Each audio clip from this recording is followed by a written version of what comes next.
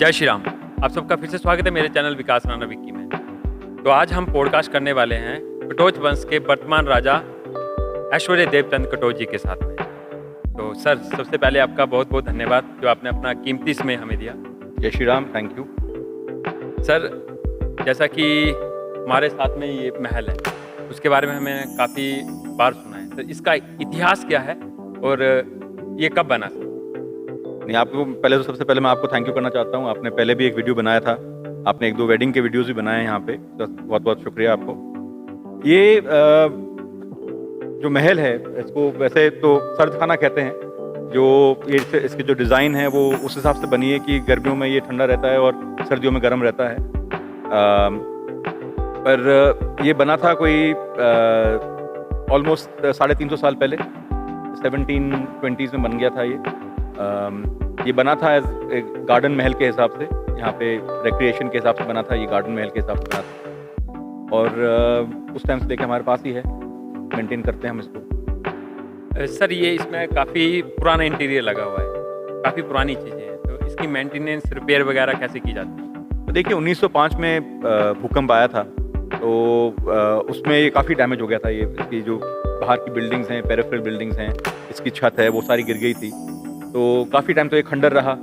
और आपने यहाँ पे आगे कोठी भी देखी होगी, शायद आप कभी उसकी वीडियो भी बनाएंगे। तो ये कोठी बनी थी वाइसरॉय लॉर्ड रीडिंग के लिए बनी थी। तो वो एक रात के लिए आए थे, उनके लिए बनी थी। तो हम फिर वहाँ शिफ्ट हो गए थे कोठी में। फिर धीरे धीरे इसको हमने मेंटेन किया है। इसको ओवर द पिछले 50 साल में ये इसका मेंटेनेंस होता रहता है। रही अंदर जो डेकोरेशन की बात है और जो पुराने सामान की बात है, वो स्टोर्स में पड़ा था सामान। तो जैसे जैसे कमरे डेकोरेट बनते गए, वैसे वैसे हम सामान निकाल के उनमें लगाते गए। तो कुछ पुराना भी है, कुछ नया भी है सामान। सर, हम जब से छोटे हैं तब से हमने एक बात सुनी है कि इस महल में खजाना है, तो ये क्या सच है? आपको कभी दिखा कुछ? मेरे को तो कभी नहीं मिला कुछ भी खजाना। मिला होता तो पता नहीं, पर कहते हैं, देखिए, पुराने ज़माने में कोई बैंक तो होते नहीं थे, तो सबसे ईजी तरीका अपने धन को संभालने का था ज़मीन में गाड़ने का। तो हो सकता है, पर हमारे पास ऐसे कोई पुख्ता सबूत नहीं है कि भाई कहीं पे हम खुदाई करें और वहाँ पे कुछ निकले। ऐसा तो कभी हमने ना किया है और ना हमारे को पता है उसके बारे में, पर हो सकता है।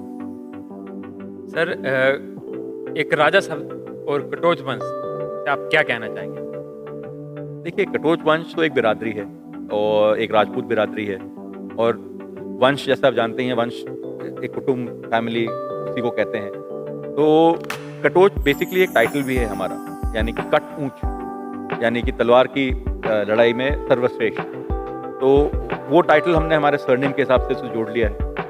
और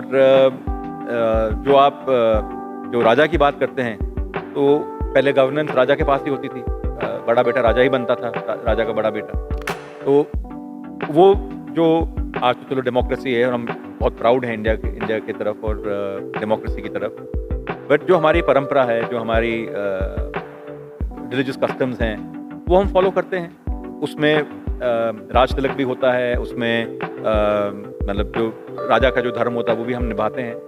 तो जो हम निभा सकते हैं आज की डेट में हम करते हैं। सर, राजमाता चंद्रेश कुमारी सिंह जब से लंबा गांव में आई, तब से आज तक क्या क्या बदलाव हुआ है? क्योंकि वो मंत्री भी रही हैं और काफ़ी बदलाव भी उन्होंने किया है, तो क्या क्या बदलाव आपने देखा है? तो अब जब वो आई थी यहाँ पे, तो उनसे सुना हमने कि यहाँ तो सड़क भी नहीं थी, तो यहाँ आने के लिए उनको खड़ाना पड़ता था। और वो आई हैं जोधपुर से, जो एक बहुत बड़ी रियासत है। तो उसके हिसाब से तो लंबा गांव में कुछ था भी नहीं, ऑनेस्टली बताऊँ तो। और उनका जो खुद का जो एक संकल्प था कि मैं इस एरिया को डेवलप करूँगी, उसमें सड़कें भी हैं। उसमें जो उनकी पहली कॉन्स्टिट्यूंसी है बमसन, जहाँ से वो लड़ी हैं, अपने प्रेम कुमार धूमल जी जो सीएम रह चुके हैं हिमाचल के, वो उनके वर्कर होते थे उस टाइम पे। तो वहाँ पे इनके एक एरिया में लेडीज़ 5 या 6 किलोमीटर की चढ़ाई उतरती थी और क्वाल चढ़ती थी ऊपर पानी लाने के लिए। तो वहाँ पे उन्होंने पानी की स्कीम लगाई थी 74 में। वो स्कीम आज भी चल रही है। उस टाइम इंदिरा गांधी की हेल्प से और बेल्जियम एम्बेसी की हेल्प से उनको लगभग 1,35,00,000 का खर्चा आया था। 74 की बात कर रहा हूँ।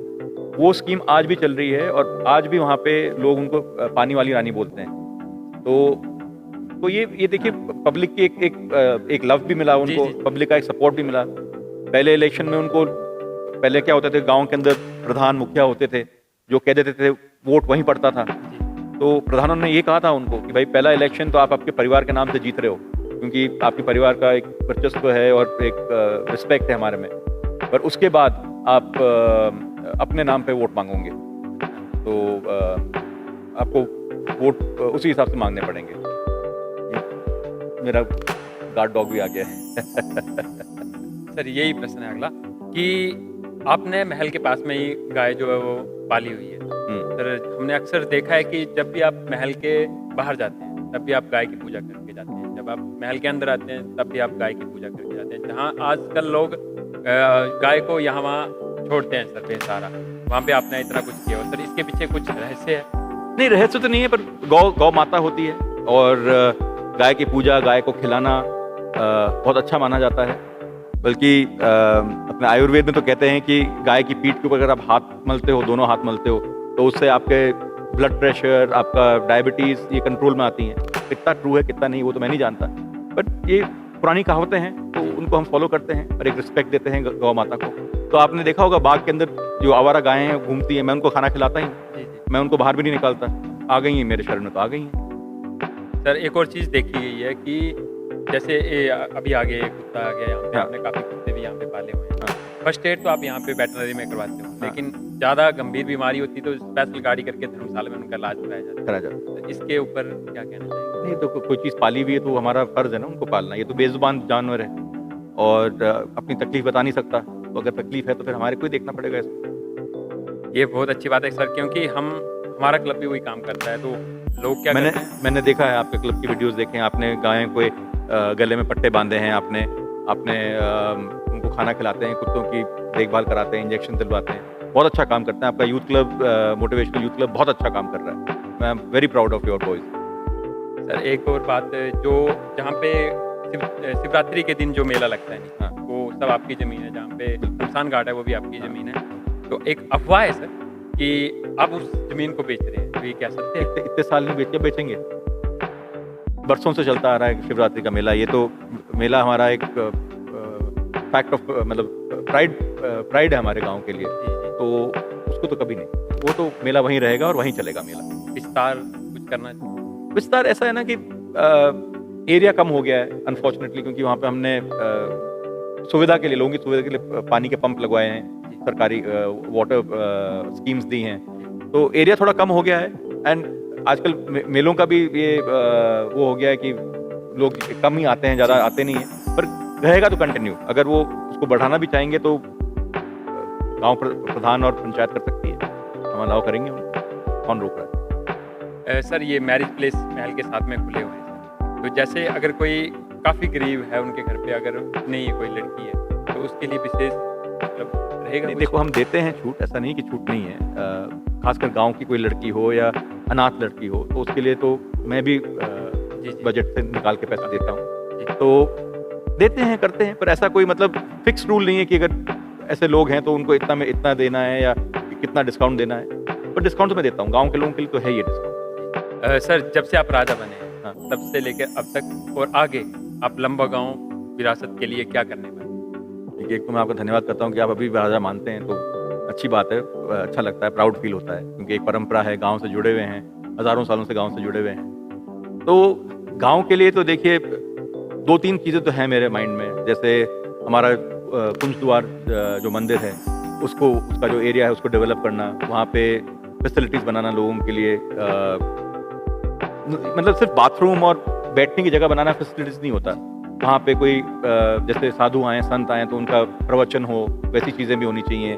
और कोई भंडारा देता है तो उसके लिए एक सुविधा होनी चाहिए, अच्छी सुविधा होनी चाहिए, जो है वहाँ पे, पर और भी सुधार हो सकता है उसमें। अब जैसे हमारा दरिया है, अभी आप जानते हैं महाकुंभ चला हुआ है, तो वहाँ घाट बने हुए हैं, हमारे यहाँ घाट भी नहीं है, तो मैं चाहता हूँ कि जहाँ पे आप शिवरात्रि का मेला कहते हैं, तो वहाँ पे मैं एक घाट बनाऊँ, तो जब भी वहाँ पानी हो तो कम से कम आदमी आराम से स्नान कर सके घाट। और हमारी नदी भी तो पवित्र नदी है, व्यास नदी है, वेद व्यास के नाम पे पड़ी हुई है, तो वहाँ पे भी लोगों को स्नान करना चाहिए। वहाँ क्रिमेशन होता है, क्रिमेशन के बाद लोग नहाते हैं, तो अगर घाट हो वहाँ पे तो लिहाजा एक लोगों के लिए एक सुविधा हो जाएगी कुछ करने की। सर, जैसे कि काफ़ी चीज़ें जो है लंबागा में जितने भी ऑफिस हैं लगभग वो सब आप ही की देन है जो भी आपके उन्होंने किया हुआ है। सर एक बड़ी विशेष समस्या यहाँ पे शौचालय की है और जो बैठने की, तो उसके बारे में मतलब नहीं, वो अब हमने पहले भी डिस्कस किया था, जी। प्रधान से भी डिस्कस किया था। अनफॉर्चुनेटली जहाँ पे चाहिए वहाँ पे ज़मीन मेरी खुद की नहीं है, वहाँ पे मेरे परिवार की ज़मीन है, वो शायद देने में इच्छुक नहीं है। तो कहीं ढूँढेंगे जगह, देखेंगे, कुछ ना कुछ तो गाँव के लिए करेंगे ही करेंगे, क्योंकि बाहर से डीडीज़ आती हैं, जी। यहाँ पे सीडीपीओ ऑफिस है, ब्लॉक ऑफिस है, वेटनरी हॉस्पिटल है, डॉक्टर्स हैं, अपना प्राइमरी हॉस्पिटल भी है। तो ये सब उसके लिए तो फिर सुविधा तो चाहिए होती है। तो करेंगे, कुछ ना कुछ तो अरेंजमेंट करेंगे, कहीं ना कहीं निकालेंगे। सर आजकल के युवा जो है यहाँ पे आप देख रहे हैं नशा काफ़ी बढ़ रहा है, तो उसके ऊपर आप क्या कहते हैं? नशे के लेकिन ऊपर आप क्या नशा तो कहते हैं? खराब ही है ना। नशा तो मेरे हिसाब से जो युवा कुछ कर नहीं रहे हैं ना, वो इस लत में लग गए हैं, क्योंकि उनके पास कुछ काम है नहीं करने को, प्रोडक्टिव काम या पॉजिटिव काम करने को है नहीं, तो ये ड्रग्स में और अल्कोहल में चले जाते हैं। मैं तो इसके एंटी हूँ, मैं तो बोलता ही हूँ कि ड्रग्स नहीं करने चाहिए, किसी को ड्रग्स नहीं करने चाहिए। इसकी प्रिवेंशन के लिए यहाँ पे सेमिनार्स लगने चाहिए मेरे हिसाब से। उसके लिए मेरा एरिया देने को तैयार हूँ। यहाँ भी अगर गांव के हिसाब से सेमिनार हो जिसमें आपका मोटिवेशनल क्लब वो अपने लड़कों को लेके आए यहाँ पे।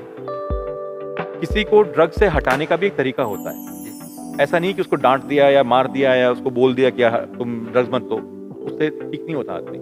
तो एक प्रोफेशनल कोई टीम यहाँ आए जो हमारे लड़कों को बताए कि भाई प्रोफेशनली आपको ये बात करनी है, और कोई लोग जो बहुत ही ज़्यादा ड्रग्स में हैं उनको कैसे रिहैब में डालते हैं, कैसे उनको कंट्रोल करते हैं, ये सब सिखाने वाली बातें हैं।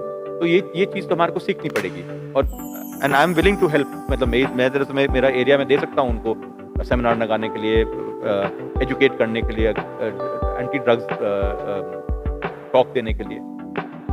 सर आखिरी प्रश्न है, ये हमारा एक मोटिवेशन फिटनेस क्लब है जो आप जानते हैं, उसके लिए आप अपना आशीर्वाद भी दीजिए और 2 शब्द भी कहिए। मेरा तो आशीर्वाद है ही है। मैं तो आपसे कब से कह रहा हूँ कि आप और टूर्नामेंट्स कराओ और गेम्स करवाओ, सिर्फ क्रिकेट पे मत जोड़ दो, दूसरे गेम्स भी करवाओ, दौड़ कराओ। हमने दौड़ करवाई थी, आपको याद है, एक लड़का बहुत अच्छा निकला था हमारे यहाँ दौड़ में। अनफॉर्चुनेटली उसका वो हुआ नहीं आर्मी में, बट वो दौड़ में तो बहुत तेज था। तो ऐसे यंग टैलेंट बहुत निकल सकता है। और लोग हैरान रहेंगे कि क्योंकि गांव के अंदर देखो वॉकिंग बहुत होती है, फिटनेस वैसे ही आदमी वॉकिंग में फिटनेस में हो जाता है, दौड़ भाग करता है, पहाड़ पे ऊपर नीचे दौड़ता है, तो उसमें कुछ ना कोई लड़के निकल सकते हैं, लड़के लड़कियां। एंड गर्ल्स के टूर्नामेंट कराओ, अभी सारे क्रिकेट मैचेस में देखता हूँ सारे बॉयज के हैं, गर्ल्स का भी टूर्नामेंट कराओ, उनको भी क्रिकेट खिलवाओ। आपका मोटिवेशनल क्लब गर्ल सेफ्टी पे भी काम कर रहा है, उनको मार्शल आर्ट ट्रेनिंग मतलब जो भी आप लेवल पे दे सकते हो दे रहे हो, बहुत बढ़िया है, बहुत अच्छा काम है, शुड डू इट। बल्कि उनका एग्जीबिशन होना चाहिए, आफ्टर 1-2 साल उन्होंने ट्रेनिंग कर ली, उसके बाद आप गाँव को दिखाओ कि लड़कियाँ कैसे ट्रेन हुई हैं। I would like to do it, I will sponsor it, मैं कर दूंगा स्पॉन्सर। ठीक है सर, बहुत बहुत धन्यवाद हमसे बात करने के लिए। जय श्री राम।